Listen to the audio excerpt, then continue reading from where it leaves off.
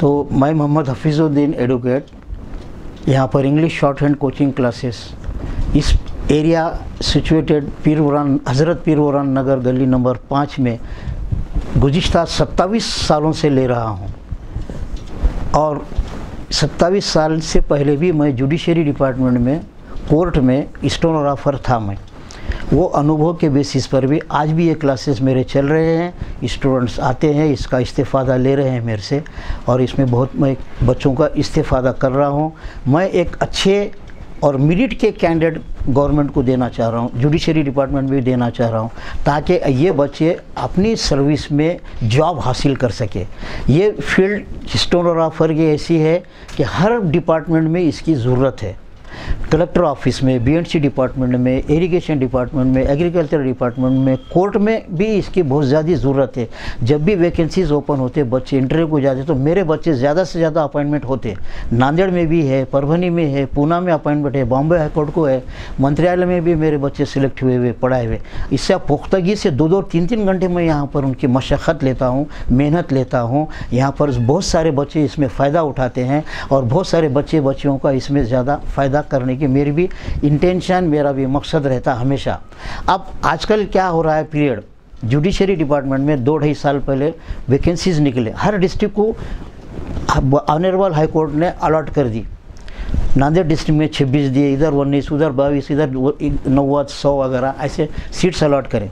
बच्चों ने इंटरव्यू दिए, 26 में से सिर्फ 16-17 बच्चे सिलेक्ट हुए, बकिया बच्चे अनसिलेक्ट रहे, अनेबल रहे। क्यों? इसकी वजह क्या है? ये बच्चे एक माल प्रैक्टिस से जाते हैं, दिस एंड दैट ग्राउंड पर से उन्होंने सर्टिफिकेट हासिल करते, वहाँ जाके वो फेलियर रहते।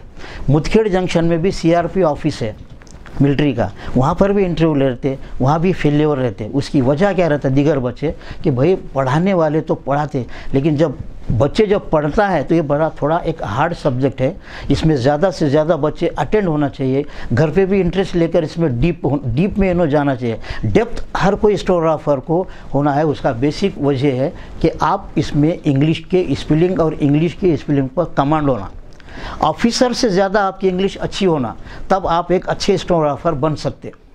अगर आप इंग्लिश अच्छी नहीं रही तो आपका स्टेनोग्राफर बनना नामुमकिन रहता।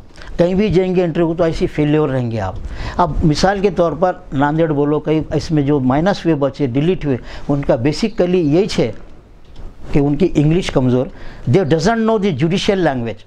अब पास होते आप तो जनरल लैंग्वेज से पास हो जाते, जीसीसी एग्जामिनेशन, पुणे बोर्ड के पेपर्स, कंपनी मैटर रहते इजी रहते, पास होते, 100 को पास के यहाँ भर्ती होती है, या जो भी एडमिशन होता, अपॉइंटमेंट होते, 100 की स्पीड पर होते। इसमें 100 की स्पीड और 120 की स्पीड के रिक्वायरमेंट निकलते गवर्नमेंट के ऑफिसर्स। 100 की स्पीड पास होने के बाद आपको कुछ भी डिक्टेशन लेने नहीं आता, क्यों? तो आप टच में नहीं रहते। इसको डेली टच में रहना पड़ता, डेली मशक्क़त करना पड़ता, डेली मास्टर से भी उसमें टच में डिक्टेशन लेना पड़ता टाइम टू टाइम। तो वो आपको हमेशा आपके इंटरव्यू के टाइम में आपको मदद करता। वरना आप अगर टच में नहीं रहेंगे, कुछ नहीं रहेंगे, डायरेक्ट जाके इंटरव्यू देंगे तो आप तो फेल होने ही वाले। और इंग्लिश में आप अगर स्पेलिंग अच्छे नहीं लिख सक रहे तो आपको तो जाहिर बात है आप कर नहीं सकेंगे कुछ भी। इसलिए जुडिशरी की मैं भी अभी आज से इंशाल्लाह ये क्लास खोला हूँ। लीगल क्लासेस में मेरे स्टार्ट हुए हैं, यही देख करके बाज़ बच्चे जो जा रहे और उन्होंने फिर वालिद वालदा उनके बहुत खुश हो रहे कि भाई इनको हमारा बच्चा कोर्ट में भर्ती को गया, इंटरव्यू को गया, और वहाँ बाद में रिजल्ट आ रहा था क्या उसका माइनस। अरे भाई क्यों? तो वो लॉ के लैंग्वेज नहीं जानता, लॉ के लैंग्वेज के स्पेलिंग वो नहीं जानता। तो वो उस मद्देनज़र से मैं भी ये क्लास अब लॉ की खोला हूँ ताकि बच्चों का इस्तेफ़ादा होना। मैं भी वकील हूँ, प्रोफेशनल मेरा पेशा भी वकील है, पहले भी स्टेनोग्राफर था, वो स्टेनोग्राफर का फ़ायदा वकील में भी कर रहा हूँ, और वही फ़ायदे का अनुभव पक्षकार को भी मैं फ़ायदा दे रहा था 2015 और 16 तक। बाद में ये नोटा बदल गए, ये गए, बारिश नहीं हुई, उसमें हमारे वकीलों पर ज़रा असर होगा। फिर बाद में तो कोरोना वायरस लॉकडाउन से भी वकीली में भी फंस जा। तो ये इस पर मैं ज़्यादा इंटरेस्ट इसलिए रहा हूँ कि देश को गवर्नमेंट को, क्लास 1 ऑफिसरों को, कोर्ट में जजेस को एक अच्छे स्टोनो देना, अच्छे मेरिट के स्टोनो देना, ये मेरा इंटेंशन है। और उस इंटेंशन को आप लोगों से मेरी ऐसी अपील है, आप लोगों से ऐसी मेरी रिक्वेस्ट है कि अपने बच्चों को इस लॉ कॉलेज पर, ये लॉ के लीगल क्लास को, जुडिशरी के अवेयरनेस आने के लिए आपके बच्चों को भी यहाँ पर भेजने में आपका एक रिक्वेस्ट करूँ मैं, पब्लिक से भी, आवाम से भी, इस महल्ले के भी लोगों से, कि देखो यहाँ एक बहुत बड़ी चीज़ चल रही है। जुडिशरी डिपार्टमेंट के लिहाज से भी, कोर्ट के लिहाज से भी इसकी भाषा का शॉर्ट हैंड पढ़ाया जा रहा है, आप इससे फ़ायदा लो, ये मेरी रिक्वेस्ट है, ये मेरी तड़प है। और ये बच्चों से भी मेरी एक रिक्वेस्ट है, कैंडिडेट से, स्टूडेंट से, कि आप डेली इंग्लिश न्यूज़पेपर पढ़ना ज़रूरी है। इंग्लिश का आपको यहाँ नॉलेज आना बहुत ज़्यादा ज़रूरी है। खेड़े से, इंटीरियर एरिया से बच्चे आते, दे डजंट नो द इंग्लिश। तू शॉर्ट कर रहा, मैं भी शॉर्ट हैंड करता हूँ, ऐसे उनकी टेंडेंसी बनते, एमपीसी करते, ये करते, वो करते। तो यहाँ पर ये जो शॉर्ट हैंड का जो है, पढ़ाना भी उतना ही मुश्किल है और पढ़ना वाले बच्चे को भी उतना ही मुश्किल है। उसको मुश्किल इसलिए है कि उसको इंग्लिश के नॉलेज बहुत ज़्यादा होना, इंग्लिश के स्पेलिंग अच्छे याद होना। तो इंग्लिश उन्हें जनरल याद कर लेंगे, इरिगेशन डिपार्टमेंट के इधर उधर, कंपनी मैटर लेंगे तो ज़्यादा ज़्यादा, जीसीसी एग्जामिनेशन पुणे बोर्ड के ये पेपर पास कर लेंगे। कोर्ट में भर्ती हो जाएगा तो कोर्ट की लैंग्वेज क्या है, उसके आउटलाइन कैसे रहते शॉर्ट हैंड में, वो यहाँ सिखाया जा रहा है और उसको पक्का बनाया जा रहा है। और मैं एक अच्छे मेरिट के कैंडिडेट, मेरिट के स्टूडेंट देना चाह रहा हूँ कोर्ट के लोगों को, ऑफिसरों को भी, उनको भी आसान होना, उनको भी नॉलेज वाला लड़का मिलना, ऐसा मेरा एक उद्देश्य है। यही कहते हुए मैं तमाम ऑफिसरों को भी, तमाम और तुम्हारे कोर्ट के बार काउंसिल के ब्रदर्स, मेरे जो प्रोफेशनल ब्रदर्स है, वकीलों को भी, एलएलबी लड़का रहता, एलएलबी पास रहता, वो भी फेलियर हो रहा, क्यों भाई, वजह क्या है?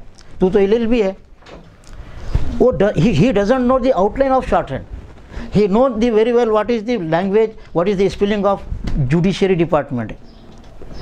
उसके अंदर के जितने भी वर्ड्स रहेंगे, मेडिकल सर्टिफिकेट के, इसके, उसके स्टैबिंग केस के या तुम्हारे मर्डर केस के, वो स्पेलिंग लिखेंगे उन्हें, और आउटलाइन उसको नहीं आएंगे। तो मैं ऐसे बच्चे जो नौजवान है, जो एलएलबी है, हाई कोर्ट में भर्ती हो रहे बहुत सारे, कोई नहीं हो रहा, सिर्फ बॉम्बे के, भंडारी के होते, नांदेड़ के क्यों नहीं होते भाई? नांदेड़ के वकीलों भी जा रहे हैं वहाँ इंटरव्यू को, क्यों नहीं भर्ती हो रहे तुम?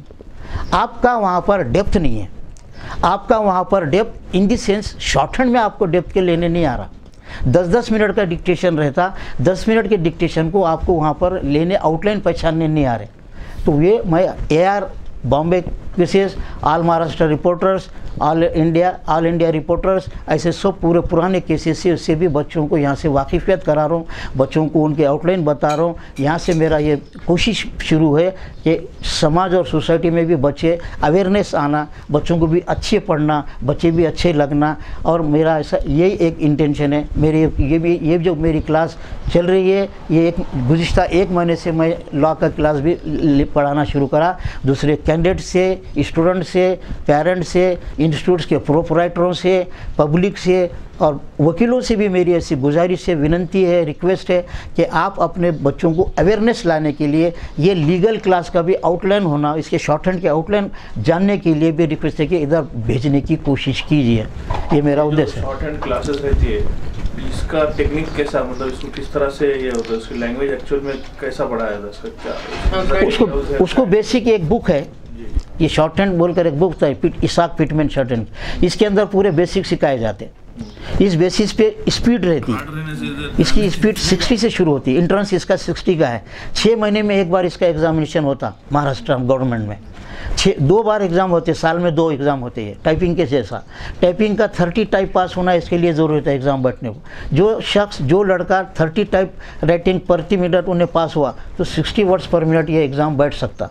इसके पास होने के बाद उन्हें फिर 40 टाइप राइटिंग शब्द प्रति मिनट है 40 की स्पीड का, वो पास होगा तो उन्हें 2 एग्ज़ाम एक साथ दे सकता, 80 और 100 डब्ल्यू वर्ड्स पर मिनट। ये 100 पास होगा तो गवर्नमेंट में उन्हें एलिजिबल हो जाता है एग्ज़ाम देने को, एग्ज़ाम का अपियर होने को। इंटरनेट पे आजकल हाईकोर्ट के बहुत सारे रिक्वायरमेंट आ रहे, बच्चे अपने हाईकोर्ट से, नांदेड़ के बच्चे नहीं जा रहे। मेरी अच्छी ख्वाहिश है कि नांदेड़ के भी बच्चे हाईकोर्ट में जाना, नांदेड़ के बच्चे हाईकोर्ट के फॉर्म फिलअप करना, नांदेड़ के भी बच्चे वहाँ पर सिलेक्ट होना। मेरे अपने अनुभव में, मैं जो अब 47 से 48 साल से मैं इसको पढ़ाता हूँ, मेरे अभी भी कम से कम मेरे बसमत के बच्चे बहुत आते मेरे पास। बसमत के बच्चे मंत्रालय में लगे हुए हैं, हाईकोर्ट में भी लगे हुए, पीपी ऑफिस में, इधर उधर अदर डिपार्टमेंट भी है। जी, सीखने में कितना टाइम लगता है? इसका 6 महीने का पीरियड है। पहले 6 महीने में आप 60 वर्ड्स पर मिनट पास होना ज़रूरी है। उसके नेक्स्ट 6 महीने में 80 और 100 दो एक साथ बढ़ सकते। 50 टाइप राइटिंग पास है तो आप 120, 130, 140 औरंगाबाद में होता, सेंटर उसका औरंगाबाद। नांदेड़ के सेंटर 60, 80, 100, 120 नांदेड़ में एग्ज़ाम होते हैं इसके, नांदेड़ में एग्ज़ाम लिया जाता।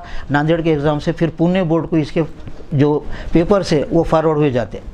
स्टार्टिंगला सरांचा मला रेफरन्स भेटला होता, एक आधी माझे फ्रेंड आहेत वडिलाचे, त्यांच्याकडून भेटला होते, वकील आहेत, त्यांनी खूप चांगले होते सर, खूप छान शिकवतात. आमच्या इथे ज्युडिशरीचे क्लासेस चालतात, शॉर्टहँड वगैरे शिकवतात. शॉर्टहँडचं खूप इथं इम्पॉर्टन्स आहे लॉमध्ये किंवा वकिलीमध्ये, कोर्टामध्ये तिथे स्पीड असते ते. तर आम्ही इथं आलो सरपाशी तर सर खूप चांगलं शिकवत होते, स्टार्टिंग बेसिकपासून शिकवतात. खूप बाहेर ठिकाणी आम्ही खूप गेलो, 2-3 क्लासेस, मग तिथं तेवढा रेफरन्स नाही आला. सर खूप चांगलं शिकवत. इथं आल्यापासून आम्ही तेव्हापासून इथं कंटिन्यू करायला चालू केलो. स्टार्टिंगला तेवढं माहीत नव्हतं आम्हाला कसं असते काय ना शॉर्टहँड वगैरे. जेव्हा सर पैसे आलो, सरांनी जेव्हा बेसिकपासून शिकवायला स्टार्ट केले तेव्हा आम्हाला कळायला लागले किती चांगलं असते आणि किती इझी लँग्वेज आहे. हार्ड खूप लँग्वेज आहे, मात्र सर खूप इझी करून सांगतात आम्हाला. त्याच्यामुळे आम्हाला कळते की किती इझी आहे आणि आम्ही आमच्या आउटलाईन आम्ही वाचू शकतो, रीड करू शकतो आणि त्याचंसुद्धा ट्रान्सलेशन इंग्लिशमध्ये करू शकतो सरमुळे. चौफाळा एरियामध्ये राहतो विणकर कॉलनीमध्ये, तर तिथं रेफरन्स कळाला होता सरांमध्ये. सर पीर बुरहान गली नंबर 5 मध्ये राहतात. तर आम्ही इथं आलो, सरला भेटलो तर सर आम्हाला डिटेल्समध्ये सांगायच्या मोकळा आला आम्हाला कोर्टामध्ये, इरिगेशन डिपार्टमेंटमध्ये, दुसऱ्या प्रोफेशनल कंपनीमध्ये किंवा बाहेर हायकोर्टामध्ये शॉर्टहँड रायटर म्हणून स्पोर्ट असते, स्टेनोग्राफर म्हणून जॉब असते. माझं नाव अंजली जयवंतराव उरेवार आहे. मी हाफिज सरांपाशी 2017 पासून आहे क्लासला आणि हाफिज सरांची टीचिंग मेथड एवढी चांगली आहे की आम्हाला शॉर्टहँड म्हणजे खूप इझी वाटते. आणि सर आता ज्युडिशरीचे क्लास पण स्टार्ट केले जे की आपल्याला पुढे कोर्टामध्ये खूप उपयोगी पडतील. आणि हाफिज सरचा क्लास पीर बुरहानला आहे आणि मी विष्णुनगरहून येते, कारण सरची टीचिंग मेथड एवढी चांगली आहे की दुसरीकडे तशी टीचिंग नाही आहे. आणि जे ज्युडिशरीचा क्लास आहे ते आपल्याला नंतर हायकोर्टामध्ये किंवा दुसरीकडे आपल्याला खूप डिस्ट्रिक्ट कोर्टमध्ये पण कामी येईल. आणि जर आपण शॉर्टहँड केलं तर आपल्याला रेल्वेमध्ये, बॉम्बे म्हणजे हायकोर्टामध्ये आणि म्हणजे SSC मध्ये स्टाफ सिलेक्शनसाठी सगळीकडे पोस्ट निघतात. आणि तेव्हा आपल्याला ही शॉर्टहँडची जर आपण प्रॅक्टिस केली तर आपल्याला लवकरात लवकर जॉब लागेल आणि ह्याचे वॅकन्सीज पण खूप जास्त आहेत. माझं नाव काजल शिवाजीराव सोळंके. मी सध्या नांदेड कोर्टामध्ये ज्युनियर क्लर्क म्हणून अपॉइंटेड आहे. तर सध्या तिथे वॅकन्सी पण भरपूर कमी आहे, त्याच्यामुळे लीगल वर्डिंग ही सगळ्यांना यायलाच पाहिजे आणि स्टेनो करायला पाहिजे. हे एक चांगलं प्रोफेशन आहे. जर आपण स्टेनोचे आउटलाईन वगैरे किंवा वर्डिंग आपल्याला हाफिज सर जसे सांगतात तसं जर आपण प्रॅक्टिस करत राहिलो तर डिक्टेशन किंवा कोर्टामधले जजमेंट वगैरे आपल्याला सगळं इझी जाते.